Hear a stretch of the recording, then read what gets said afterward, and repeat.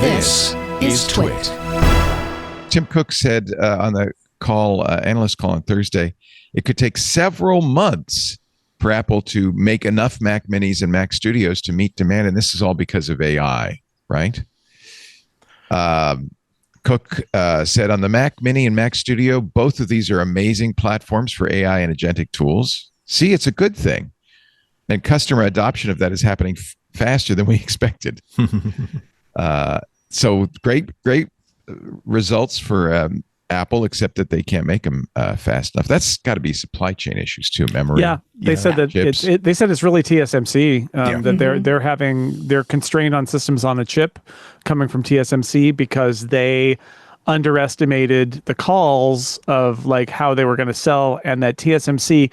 I think the implication there is also TSMC no longer has as much wiggle room to supply them with more, and so they ended up light on systems on chips. Well, that would explain the Bloomberg piece yesterday. Apple explores using Intel and Samsung to build main device chips, and not only build them, but to build them in the United States. Both companies have U.S. fabs, apparently.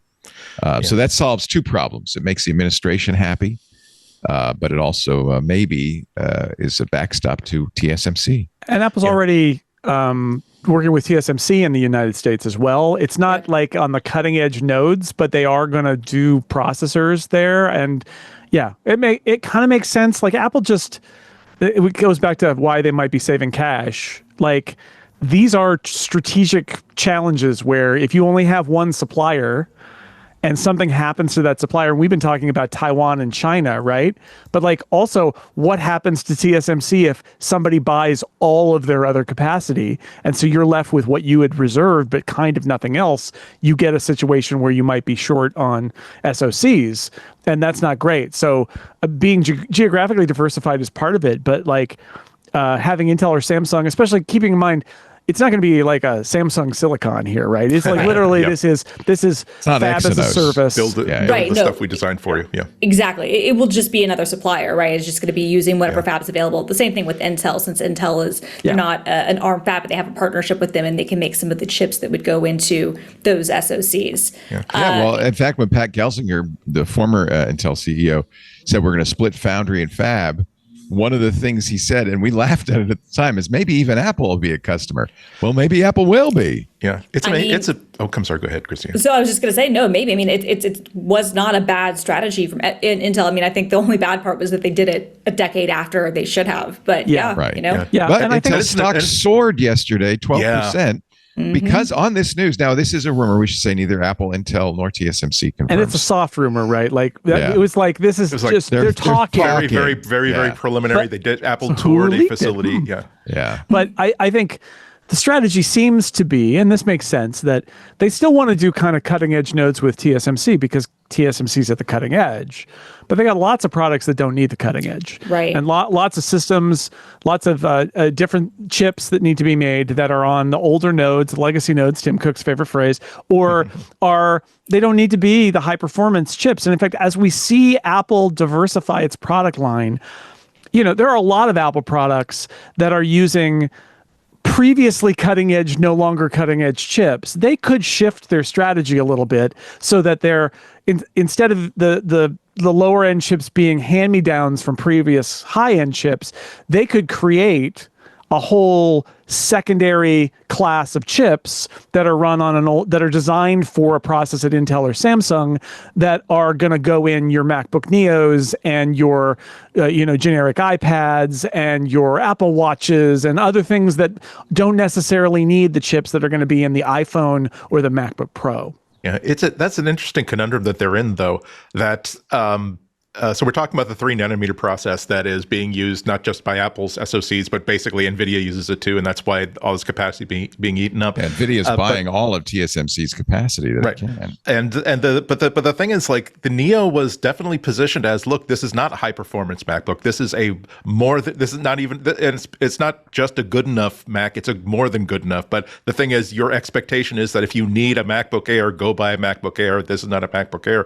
So but Apple is in a position where this would be a great place to do either custom SoC that is like to the limitations of what capacity they can get. But on the other hand, the minute that they release a 2027 model or 2028 model that is not every bit as fast and capable as the one before it, can the product line survive that? Would they even write off on that? So they're still kind of constrained on what kind of moves that they can make regarding the Neo, which is not just a really great selling machine, but there are also Tim I think mentioned twice that we've got an entire school system that has decided, nope, we're not doing Chromebooks anymore, we're not doing Windows laptops anymore. We are basically now buying MacBook Neos because it now makes sense for us to actually outfit all of our students with them. So it's an important thing, and now it's an important product, but it's a low margin product, and it's hard to know how that's going to affect the Neo in the next 2 years. Did they give any details besides the school about the Neo, that how well it's selling or anything like that? Did they say anything? They said that they thought it would be good, and it was way better than they thought. And that is, right. And so they're dealing with that, and they did, they cherry pick, like Kansas City said that they're going to do it. They always cherry pick some site that I think the Chromebook, a lot of things made sense for Kansas City as opposed to some widespread thing. Of the Chromebooks is starting to recede into the background. I don't even know how committed Google is to it anymore. They're going to turn it to Android, right? They've got the new operating system Aluminium that's going to debut later this year, and it's a very much an Apple sort of play where they're partnering with Qualcomm to develop custom CPUs for it.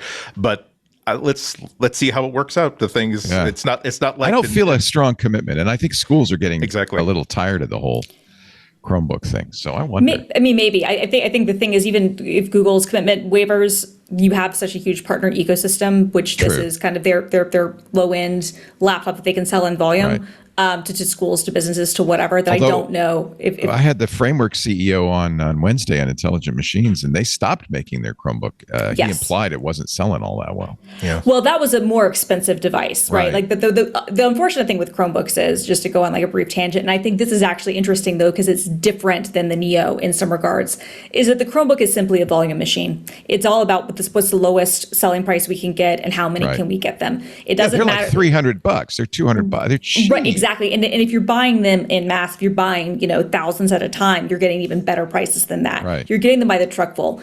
Can you replace the keyboards and the screens? Yeah, you can, but a lot of times you're just going to kind of, swap certain things out and move on. It's fast computing, right? Instead of fast fashion, it's fast laptops, except they're kind of slow. Computers, Exactly, right? And so, a company like Framework, who made a really good product, and Google tried this too with the Pixel books, a number of times, and drag it. They were over $1,000. Yeah. Yeah, HP has made a few as well. That internally at Google, you can even choose if you want to get one of like the high end Chromebooks. You can get one with like, I think 64 gigs of RAM or something. Right. But who would choose that? I'm not really sure. And that's sort of the problem, right? It's like if you go out of your way to make it repairable and you go out of your way to like make it easy to work with and all that, you raise the price to the point that it's like, that's not the point. At that point, I might as well just buy a Mac.